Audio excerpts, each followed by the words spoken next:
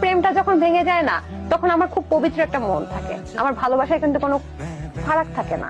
ওই মনটা যখন একবার ভেঙে যায়, মানুষ এতটা শক্ত হয়ে যায়, এতটা টার্নিং পয়েন্ট হয়ে যায় যে এই মন আর কেউ ভাঙতে পারবে না।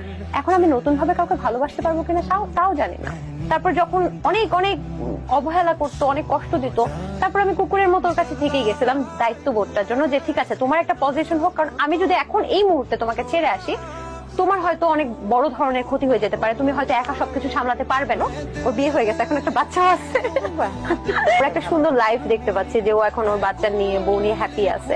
এটাই তো দেখতে চেয়েছিলাম। যে কিন্তু আমি কিন্তু নামটাও চেঞ্জ করেছি ওর জন্য, আমার নাম কিন্তু অনন্যা। আমি যখন ওর থেকে প্রচন্ড কষ্ট পেলাম এবং ও আমাকে অনন্যা ডাকতো, তো তখন আমি এই নাম রাখবো না। এত মানুষ আমাকে সুন্দর বলতেছে, তারপরেও তো আমার শুনতে ইচ্ছে করছে ওই মানুষটা আমাকে একবার বলুক যে আমি খ্যাত না। ওই মানুষটা তো আমাকে বলে নাই। এইভাবেও ভালোবাসা যায়, এভাবেও পাশে থাকে।